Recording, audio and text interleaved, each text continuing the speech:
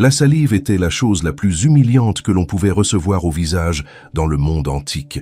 C'était pire qu'un coup, pire qu'une insulte. Cracher au visage de quelqu'un, c'était lui déclarer qu'il valait moins que la poussière sous tes sandales. C'était le geste ultime du mépris total. Et pourtant, Jésus a délibérément craché sur des personnes malades à 3 reprises, à 3 moments différents, sur les yeux d'aveugles, sur la langue d'un muet. Pas par accident, pas par habitude, mais avec une intention calculée. Pourquoi le Fils de Dieu utiliserait-il le geste le plus dégradant de sa culture comme instrument de guérison? Pourquoi ne pas simplement prononcer une parole, comme il l'a fait des dizaines d'autres fois? Que communiquait-il qui se perd complètement dans une lecture superficielle? Ce que tu vas découvrir dans les prochaines minutes changera à jamais la façon dont tu lis ces passages. Parce que derrière chaque goutte de salive que Jésus a appliquée sur des yeux aveugles et des oreilles sourdes, il y a un code de signification si dense, si entrelacé, qu'il faut simultanément l'archéologie, la linguistique, l'histoire de l'Empire romain et la théologie hébraïque pour le déchiffrer. Et quand toutes ces pièces s'emboîtent, le résultat est saisissant. Parce que voici ce que personne ne te dit à l'Église. Jésus a guéri des centaines de personnes durant son ministère. Il a touché des lépreux, il a prononcé des paroles, il a pardonné des péchés, et les corps ont répondu.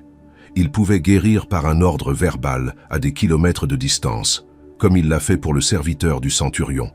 Il n'avait besoin ni de toucher, ni d'instruments, ni absolument de rien d'autre que de sa volonté. Et pourtant, en 3 occasions spécifiques, il a délibérément choisi de cracher. Ce n'était pas accidentel, ce n'était pas improvisé. C'était une décision théologique calculée qui relie la création du monde, les prophéties d'Isaïe et un défi direct à l'empereur le plus puissant de Rome. Et quand tu comprendras pourquoi il l'a fait, chacune de ces 3 guérisons te révélera une dimension de Jésus que tu n'avais probablement jamais considérée. Commençons par la première. Marc, chapitre 7. Jésus vient de quitter la région de Tyr et Sidon. Il était en territoire païen, gentil, loin des synagogues et des scribes de Jérusalem. Maintenant, il traverse la Décapole, une fédération de 10 villes grecques fondées après les conquêtes d'Alexandre le Grand, sur un territoire qui est aujourd'hui la Jordanie et la Syrie.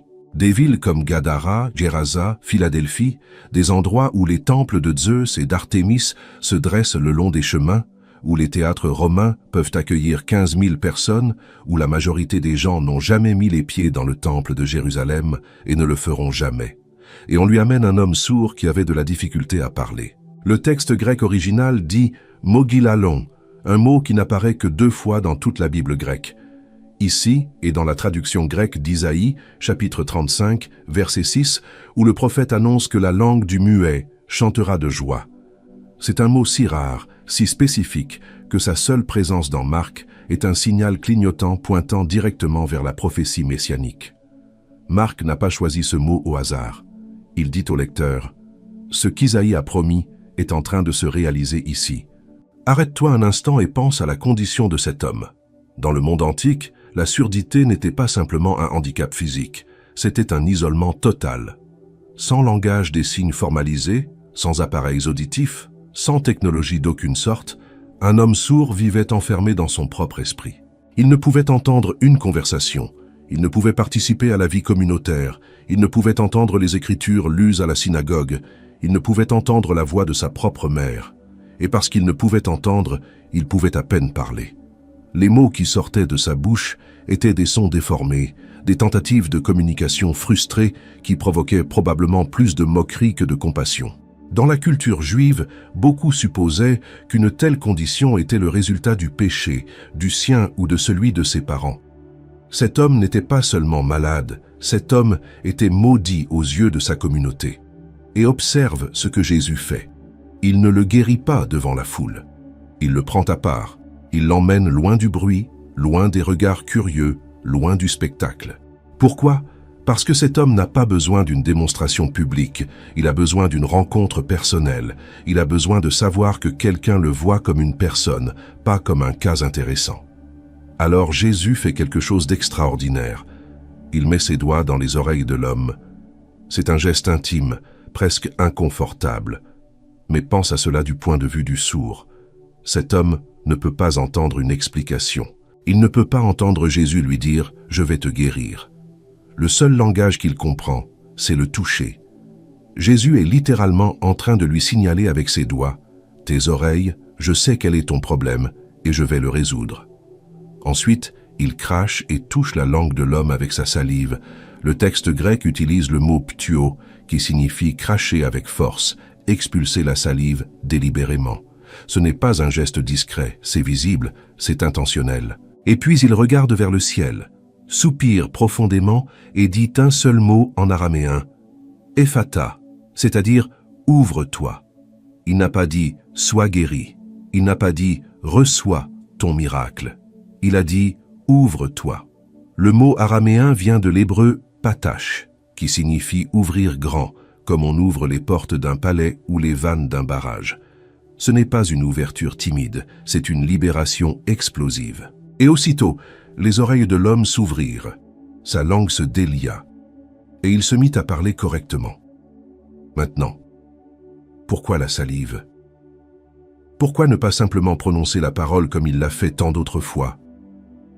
Pour répondre à cela, tu dois comprendre quelque chose que les théologiens modernes négligent souvent, le contexte culturel du 1er siècle.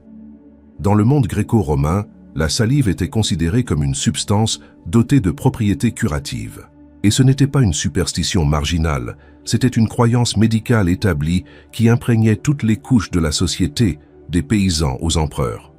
Pline l'Ancien, le naturaliste romain le plus important de l'époque, a consacré des sections entières de son œuvre monumentale, Histoire naturelle, au pouvoir de la salive humaine. Selon Pline, la salive à jeun, c'est-à-dire la première salive du matin avant de consommer quoi que ce soit, était particulièrement puissante. Elle pouvait guérir l'ophtalmie si on l'appliquait quotidiennement sur les yeux. Elle pouvait soulager les douleurs au cou si on la frottait sur les genoux. Elle pouvait traiter des maladies de peau comme la lèpre et les furoncles. Les Romains crachaient sur les victimes de crises d'épilepsie comme remède. Ils crachaient dans leurs chaussures droites avant de la mettre pour attirer la bonne fortune. Ils crachaient 3 fois avant de prendre un médicament pour augmenter sa puissance curative. Ils croyaient même que la salive humaine était mortelle pour les serpents et que cracher sur une vipère pouvait la tuer. Dans l'Égypte ancienne, le livre des morts mentionne le dieu Thoth traitant l'œil endommagé d'Horus avec de la salive. Dans la culture gréco-romaine, le médecin Galien théorisait sur les connexions entre les fluides oraux et la santé oculaire. La salive n'était pas une substance ordinaire pour le monde antique. C'était un fluide vital, presque sacré, émanant de la bouche, le même organe d'où sortent les paroles, les bénédictions et les malédictions. Mais voici ce qui est fascinant. Pline n'a pas inventé ces idées.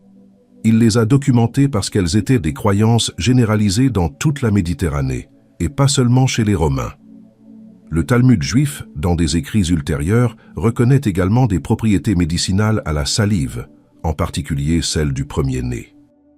Ainsi, quand Jésus a craché pour guérir, il utilisait un langage que tout son auditoire comprenait. Il communiquait dans la langue culturelle de son temps. Pour le sourd-muet qui ne pouvait pas entendre une explication verbale, l'acte de cracher était un signal universel qui disait « La guérison vient vers toi ». Mais Jésus ne se contentait pas de s'adapter à une superstition populaire, il la transformait.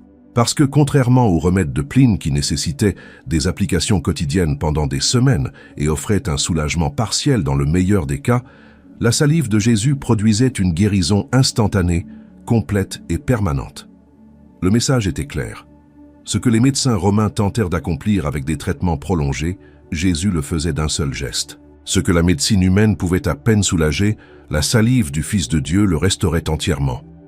Mais il y a une couche plus profonde ici, et elle concerne Rome. Et ce que je vais te dire maintenant est quelque chose que les théologiens relient rarement, mais une fois que tu le vois, il est impossible de l'ignorer. En l'an 69 après Jésus-Christ, un général romain nommé Vespasien accéda au pouvoir après une année de guerre civile sanglante. 4 empereurs étaient tombés en un an. Rome était en plein chaos. Vespasien avait désespérément besoin de légitimité. Il avait besoin que le peuple le voie non seulement comme un chef militaire, mais comme quelqu'un de favorisé par les dieux. Alors qu'il était à Alexandrie, en Égypte, il se produisit quelque chose de commode. Un homme aveugle se jeta à ses pieds et le supplia de cracher sur ses yeux, disant que le dieu Sérapis le lui avait indiqué en rêve. Un autre homme, à la jambe paralysée, lui demanda de la toucher avec son talon. Vespasien hésita, consulta ses médecins. Les médecins examinèrent les malades et déterminèrent que la cécité était partielle et que la jambe n'était que disloquée. Le risque était faible. Si cela fonctionnait, Vespasien serait acclamé comme divin. Si cela ne fonctionnait pas, les malades porteraient le ridicule. C'était un calcul politique parfait. Vespasien cracha sur les yeux de l'aveugle, toucha la jambe du paralytique et selon 3 historiens romains différents, Tacite, Suétone et Dion Cassius, tous 2 furent guéris. L'événement fut si important pour la légitimité du nouvel empereur que 3 écrivains indépendants le documentèrent. Ce n'était pas un miracle, c'était de la propagande impériale déguisée en intervention divine. Vois-tu ce qui se passe ici? La chronologie est dévastatrice. L'empereur de Rome a utilisé exactement la même méthode que Jésus pour se déclarer divin. Cracher pour guérir la cécité, toucher pour restaurer la mobilité. Les mêmes gestes, les mêmes résultats apparents, mais avec une différence fondamentale. Vespasien eut besoin de médecins pour confirmer que les cas étaient faciles. Il eut besoin que la cécité soit partielle. Il eut besoin que la paralysie ne soit qu'une dislocation. Il eut besoin d'une foule comme témoin. Il eut besoin de propagande. Jésus guérit une cécité totale de naissance, sans consulter de médecin, sans calculer les risques, sans avoir besoin d'un auditoire. En fait, il demandait souvent aux guéris de ne le dire à personne. Vespasien guérit pour gagner du pouvoir. Jésus guérit pour servir. Vespasien eut besoin que les cas soient faciles. Jésus chercha les cas impossibles. Vespasien agit devant une foule pour maximiser l'impact politique. Jésus emmena l'aveugle hors du village pour minimiser le spectacle. Vespasien reçut l'adoration après ses prétendus miracles. Jésus demanda le silence. C'est la différence entre un politicien et un rédempteur, entre la propagande et la compassion, entre un homme qui utilise les malades pour sa gloire et un Dieu qui s'humilie pour restaurer les brisés. Quand Marc écrivit son évangile, probablement autour de l'année 70, l'histoire de Vespasien circulait déjà dans tout l'Empire. Chaque citoyen romain avait entendu dire que leur nouvel empereur pouvait guérir avec sa salive. En incluant les récits de Jésus crachant pour guérir, Marc faisait une déclaration politique et théologique explosive. Il disait « Leur empereur a besoin de trucs. Mon Seigneur, lui, a un vrai pouvoir. » Passons maintenant à la deuxième guérison avec salive, car elle est absolument unique dans toute la Bible. Et si la première était une déclaration culturelle et politique, celle-ci est un chef-d'œuvre narratif qui fonctionne sur plusieurs niveaux simultanément. Mais je te préviens, ce que tu vas découvrir sur cette guérison va changer la façon dont tu comprends ta propre vie spirituelle. Marc chapitre 8. Jésus arrive à Bethsaïde, une petite ville de pêcheurs sur la rive nord du lac de Galilée. On lui amène un aveugle et on le supplie de le toucher. Jésus prend l'homme par la main et le conduit hors du village. Encore une fois, loin de la foule. Encore une fois, une rencontre privée. Ensuite, il crache directement sur les yeux de l'homme et lui impose les mains. Et voici ce qui n'a pas de parallèle dans aucun autre miracle de Jésus. Il lui demande « Vois-tu quelque chose ?» L'homme regarde et dit « Je vois les hommes, mais je les vois comme des arbres qui marchent. » Il voit, mais il ne voit pas clairement. La guérison est partielle. Jésus pose de nouveau les mains sur les yeux de l'homme une seconde fois. Et alors l'homme voit tout avec une parfaite clarté. C'est la seule guérison en 2 étapes dans tout le ministère de Jésus. Jamais auparavant ni après, il ne guérit quelqu'un partiellement d'abord, puis complètement ensuite. Pourquoi ici le premier essai a-t-il échoué? Lui a-t-il manqué de puissance? Absolument pas. Ce que Jésus fait, c'est une parabole vivante. Regarde le contexte immédiat. Juste avant ce miracle, Jésus discutait avec ses disciples parce qu'ils ne comprennent pas. Ils ont vu les miracles, ils ont été témoins de la multiplication des pains pour les 5000, puis pour les 4000, mais ils continuent de ne pas saisir qui est vraiment Jésus.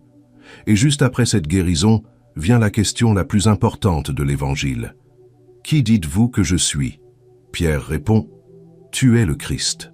Il voit, mais il ne voit pas clairement, parce qu'immédiatement après, quand Jésus explique que le Messie doit souffrir et mourir, Pierre le reprend. Pierre voit que Jésus est le Christ, mais il voit les hommes comme des arbres. Il voit l'identité, mais il ne comprend pas la mission.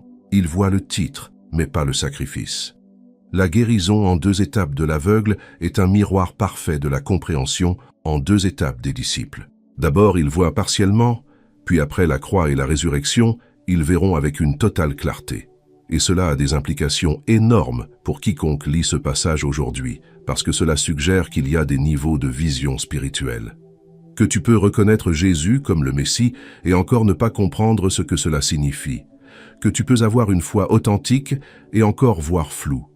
Que la clarté totale ne vient pas toujours d'un coup, parfois elle vient par étapes. Et ce n'est pas une faiblesse, c'est un processus. Même les disciples qui ont marché avec Jésus pendant 3 ans eurent besoin d'un second toucher pour voir clairement. Et Jésus choisit la salive pour communiquer cela.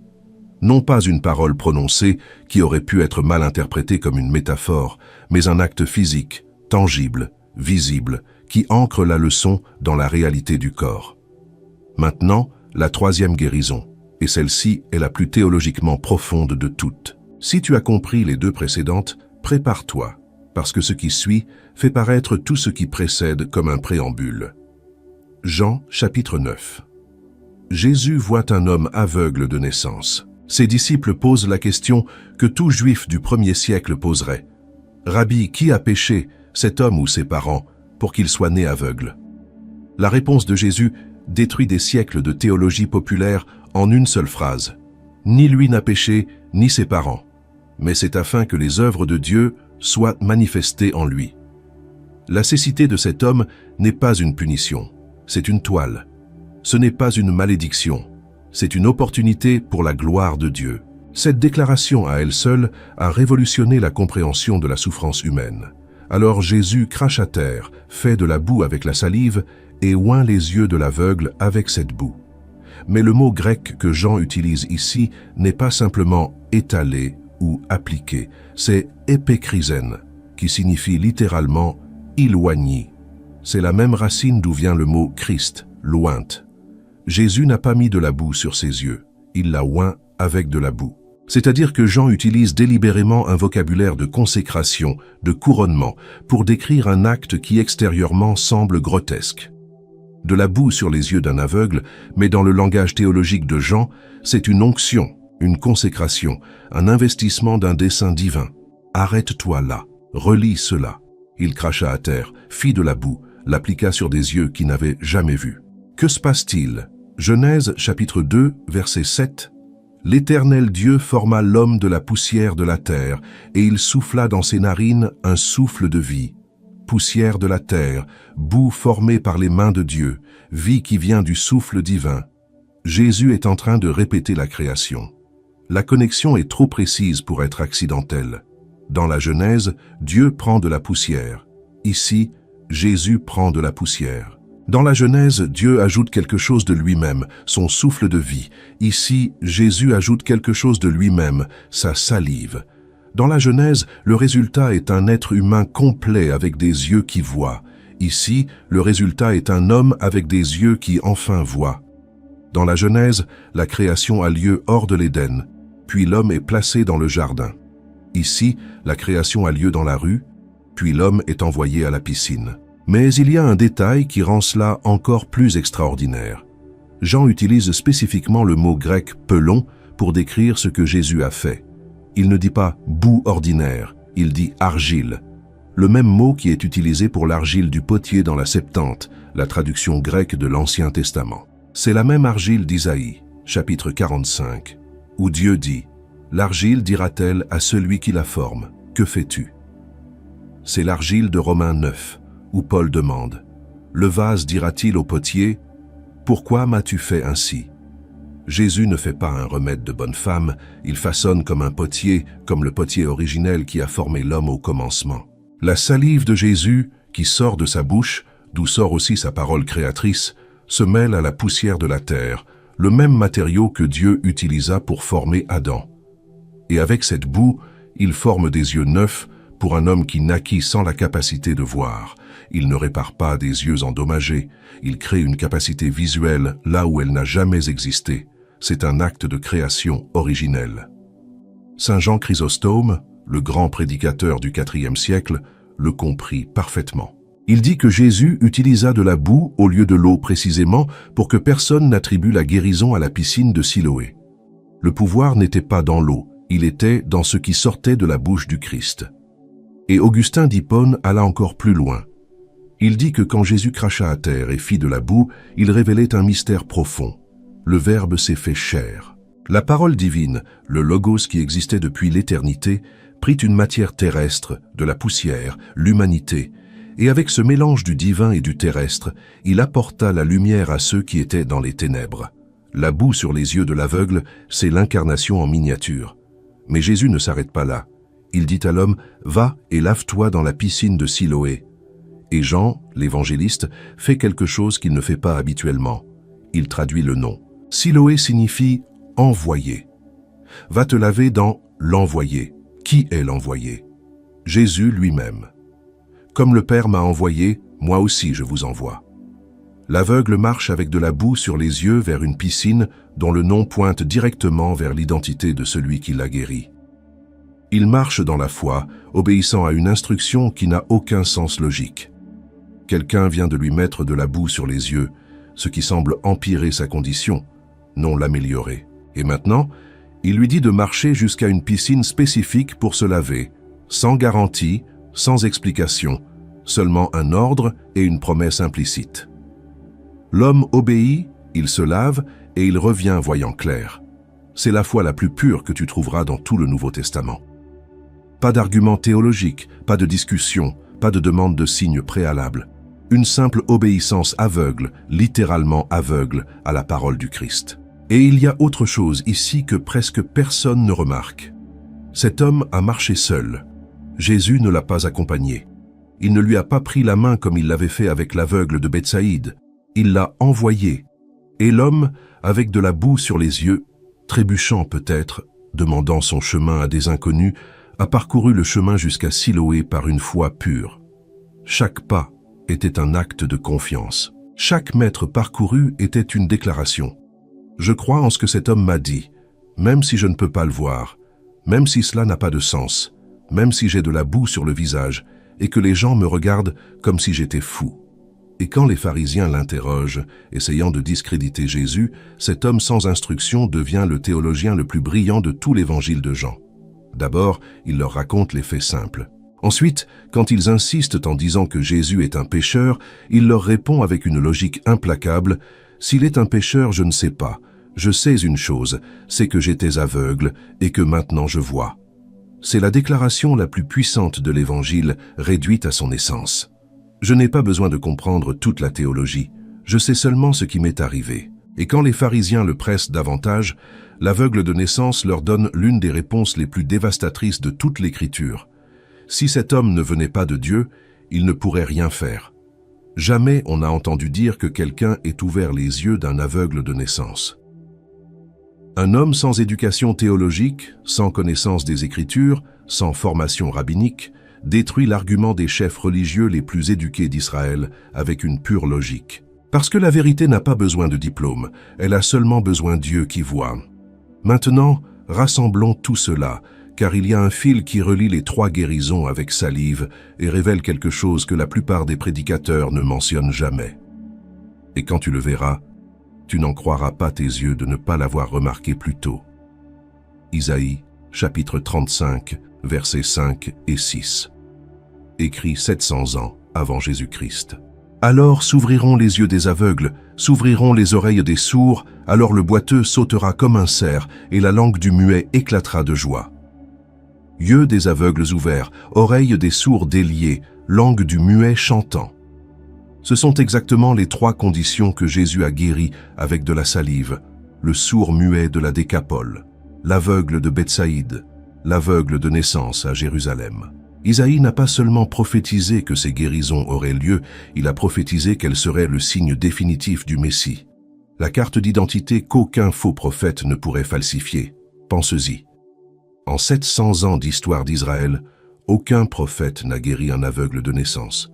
Ni Élie, ni Élisée, ni Moïse, ni Samuel. Aucun. c'était la guérison impossible, le miracle réservé exclusivement au Messie. Voilà pourquoi les pharisiens se sont tant agités quand Jésus l'a fait. Ils n'étaient pas simplement fâchés qu'il ait guéri un jour de sabbat. Ils étaient terrifiés parce que l'implication était inévitable. Si cet homme peut faire ce que seul le Messie peut faire, alors cet homme est le Messie. Et s'il est le Messie, alors tout leur système de pouvoir est en danger. Quand les disciples de Jean-Baptiste vinrent demander à Jésus s'il était vraiment celui qui devait venir, Jésus ne leur fit pas un discours théologique. Il leur dit « Allez rapporter à Jean ce que vous entendez et voyez. Les aveugles voient, les sourds entendent, les boiteux marchent. » Il citait Isaïe. Il disait « Les signes sont là. La prophétie s'accomplit maintenant même sous vos yeux. » Et il a choisi la salive comme méthode pour les 3 guérisons les plus significatives de toutes, non pas parce qu'il en avait besoin, mais parce que la salive était le moyen parfait pour communiquer simultanément la création originelle, la recréation messianique, la supériorité sur Rome et l'accomplissement prophétique. Un seul geste, 4 dimensions de sens. Et il y a quelque chose de plus rarement mentionné. Jésus n'a jamais guéri 2 fois de la même manière. Il a touché des lépreux, il a prononcé des paroles à distance, il a pardonné des péchés, et les corps ont répondu. Il a touché des yeux, il a touché des oreilles, il a ordonné à des paralytiques de se lever, il a dit « Ta foi t'a sauvé ». Il a utilisé de la boue, il a utilisé de la salive directe, il a envoyé des gens se laver. Chaque guérison était unique, chaque méthode était différente. Pourquoi ? Parce que s'il avait toujours utilisé la même méthode, les gens auraient adoré la méthode au lieu du guérisseur. S'il avait toujours utilisé la salive serait devenue un talisman. S'il avait toujours touché de la main droite serait devenue une amulette. S'il avait toujours dit les mots seraient devenus une formule magique. En variant constamment la méthode, Jésus a éliminé toute possibilité de superstition. Il a montré clairement que le pouvoir n'était pas dans la technique, il était dans la personne. La salive ne guérissait pas, Jésus guérissait. La boue ne créait pas des yeux, Jésus créait des yeux. L'eau de Siloé ne rendait pas la vue, Jésus rendait la vue. Chaque élément était un signe, pas la source. Il pointait vers lui, pas vers lui-même. Mais il reste une dimension supplémentaire, peut-être la plus puissante de toutes. Dans l'Ancien Testament, cracher sur quelqu'un était un acte de mépris suprême. Nombre, chapitre 12, rapporte que si un père crachait au visage de sa fille, elle devait porter sa honte pendant 7 jours. Deutéronome, chapitre 25, établit qu'une femme pouvait cracher au visage d'un homme qui refusait d'accomplir son devoir familial, le marquant publiquement comme un misérable. Job, au plus profond de sa souffrance, se lamente que des hommes qui autrefois le respectaient, maintenant lui crachaient au visage. Le crachat était la forme la plus basse d'humiliation qui existait dans la culture orientale ancienne. Et puis il y a Isaïe, chapitre 50, verset 6. La prophétie du serviteur souffrant. « J'ai livré mon dos à ceux qui frappaient et mes joues à ceux qui m'arrachaient la barbe. Je n'ai pas caché mon visage aux opprobres et aux crachats. » 700 ans avant Golgotha, Isaïe a prophétisé qu'on cracherait au visage du Messie. Et effectivement, lors de son procès et de sa crucifixion, on a craché sur Jésus. Les soldats romains, les gardes du Sanhédrin, lui crachèrent au visage comme geste d'humiliation suprême. Vois-tu la symétrie ? La même substance que Jésus utilisa pour rendre la vue aux aveugles et l'ouïe aux sourds, ses ennemis l'utilisèrent pour l'humilier. Ce qui, dans les mains du Christ, était un instrument de création et de restauration, dans les mains de ses bourreaux était un instrument de mépris. La salive qui régénère quand elle sort de la bouche de Dieu détruit quand elle est utilisée comme arme de la haine humaine. Matthieu rapporte qu'ils lui crachèrent au visage après l'avoir condamné au Sanhédrin. Marc décrit que les soldats romains lui crachèrent dessus tout en le frappant. Ils lui couvrirent les yeux, lui crachèrent dessus et lui disaient « Fais le prophète, dis-nous qui t'a frappé ». L'ironie est insoutenable. Ils lui demandent de prophétiser alors qu'ils accomplissent la prophétie. Ils crachent sur lui, alors que lui, qui a utilisé la salive pour créer des yeux neufs, reçoit des crachats comme signe que le monde le rejette.